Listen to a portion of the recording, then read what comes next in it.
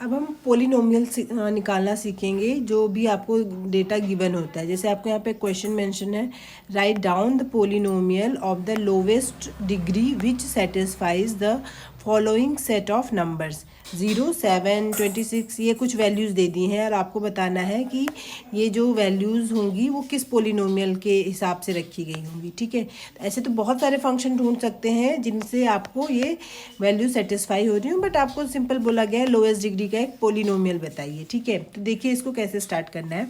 हमने previous videos में हमने एक ये फॉर्मूला पढ़ा था कि जब भी आपको FA+NH निकालना होता है तो आप इसे क्या कर देते थे, शिफ्ट की पावर n FA कर देते हैं, और शिफ्ट को किससे रिप्लेस कर देते हैं, 1 plus forward raise to the power n से, और FA करते हैं।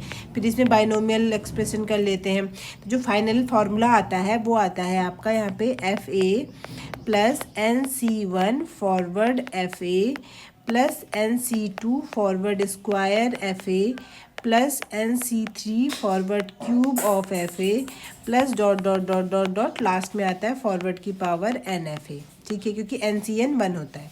तो ये फॉर्मूला आता है, बस आपको यही फॉर्मूला इसमें इम्प्लीमेंट करना है। ओके, तो देखिए इसमें थोड़ी सी आप पहले ये देखिए कि कैसे करेंगे। आपको क्या निकालना है, FX निकालना है। तो पहले आप ये देखिए, मैं यहाँ पे ANH की जगह ऐसा क्या रिप्लेस करूँगी कि मुझे X मिल जाएगा। ठीक है, तो देखिए A की बात करें तो आप A0 ले लीजिए, क्योंकि A क्या होता है, स्टार्टिंग पॉइंट होता है। ठीक है, जो भी आपका डेटा है वो कहाँ से शुरू हो रहा है, तो 1, 2 लेके तो कोई फ़ायदा नहीं है, 0 ले लीजिए, आपकी कैलकुलेशन ईजी हो जाएगी। A बराबर 0 ले लीजिए। H क्या होता है, गैप होता है, तो गैप आप कुछ भी ले सकते हैं। आपने कह दिया H बराबर 1 है।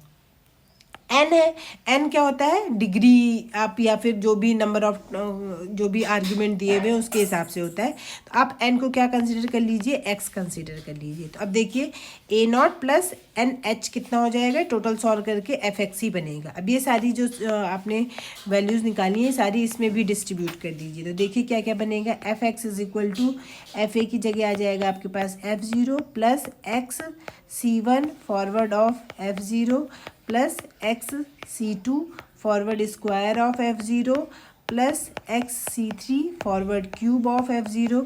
अब ये देखिए कहाँ तक बनेगा। ठीक है, चूँकि यहाँ पे अब NCN तो बनेगा नहीं, यहाँ पे कहीं पे भी XCX तो कुछ नहीं बनेगा। आपको ये देखना है ये कहाँ तक जा सकता है। तो ये देखिए आपको कितने टर्म्स दिए हुए, 3, 3, 6, 2, 8 टोटल वैल्यूज़ दी हुई है। तो जब 8 दी होती हैं तो आपको पता है कहाँ तक डिफरेंस टेबल बनेगी, 7 तक बनेगी। ठीक है, तो आप 7 तक लिखना चाहें तो लिख सकते हैं। फॉरवर्ड की पावर 4 F0 हो जाएगा, XC5 फॉरवर्ड की पावर 5 F0 हो जाएगा, plus XC6 forward raise to the power 6 of F0 हो जाएगा, और XC7 forward raise to the power 7 F0 हो जाएगा। ठीक है, आप चाहे तो यहाँ पे डॉट डॉट करके भी लिख सकते थे, फिलहाल हमने ये लिख दिया है। ठीक है, तो बस आपको किस चीज़ की ज़रूरत है, फॉरवर्ड और ये सारे डिफरेंसेस की वैल्यू ज़रूरत है। तो सबसे पहले आप क्या बना लेंगे, डिफरेंस टेबल बना लेंगे। चलिए डिफरेंस टेबल बना लेते हैं। डिफरेंस टेबल के लिए आपको x लिखने होते हैं और यहाँ पे FX लिखने होते हैं। चूँकि आपने h इज इक्वल टू कितना लिया है, 1 लिया है, यानी कि एक एक का गैप हो जाएगा, और 0 स्टार्ट कहाँ से करना है, 0 से। तो आप 0 लिखिए, फिर अगला नंबर 1 होगा, 2 होगा, 3 होगा, 4 होगा एंड 5 होगा, और 6 हो जाएगा। ठीक है, देखते हैं कितने हैं, 7 तक आ जाएंगे।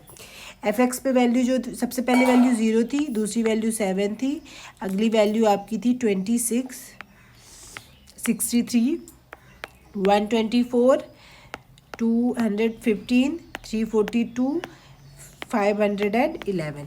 अब एक फॉरवर्ड निकालिए, एक फॉरवर्ड निकालेंगे तो आपको हम पढ़ चुके हैं, नीचे वाले में से ऊपर वाले को माइनस करते हैं और उनके जस्ट बीच में लिखते हैं वैल्यू। तो ये हो जाएगी 7, ये हो जाएगी आपकी 19, 37, ये हो जाएगा 61, ये हो जाएगा आपका 91, ये है 127, ये हो जाएगा 169। तो आपको फॉरवर्ड F(0) ये वाला हो जाएगा। अब स्क्वायर निकालिए, स्क्वायर निकालेंगे तो इसमें से इसको सब्ट्रैक्ट करना हो जाता है, 12 हो जाएगा, ये हो जाएगा आपका 18, ये हो जाएगा आपका 24, 30, 36, 42। ठीक है, और यहाँ पे ये वाली वैल्यू हो जाएगी फॉरवर्ड स्क्वायर ऑफ F(0).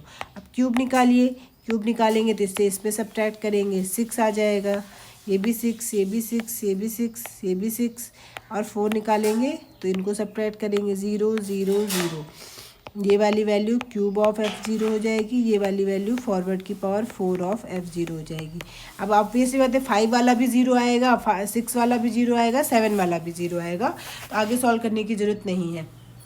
आपको बस शुरू वाली वैल्यूज़ की जरूरत है, f0, forward f0, square, cube और ये, बस आपको ये स्टार्टिंग वाली वैल्यू यूज़ करनी है। तो आप सारी वैल्यू यूज़ कर लीजिए, बस आपका आंसर आ जाएगा। तो आपका जो आंसर आने वाला है वो आएगा आपका f(x) इज इक्वल टू, पहला था f0 यानी कि 0 plus xc1, forward of f0 कितना है 7, प्लस xc2, अगली वैल्यू थी आपकी 12, फिर xc3, अगली वैल्यू है आपकी 6। तो हमने ये वाली वैल्यूज़ हमने लिख दी है, बाकी सब आपकी पता है 0 बनने वाली है, तो बाकी की ज़रूरत नहीं है। अब इनको वो कर लीजिए। xc1 का मतलब क्या होता है, जैसे nc1 होता है वैसे ही आपका xc1 होता है। तो जो xc1 की जो वैल्यू होती है वो x के ही इक्वल होगी, यानी कि 7x इसका आंसर हो जाएगा। इसको करेंगे तो x into x minus 1 upon factorial 2 into 12 हो जाएगा। इसको करेंगे तो x into x minus 1 into x minus 2 upon में हो जाएगा फैक्टोरियल 3, और इंटू में आ जाएगा आपके पास 6।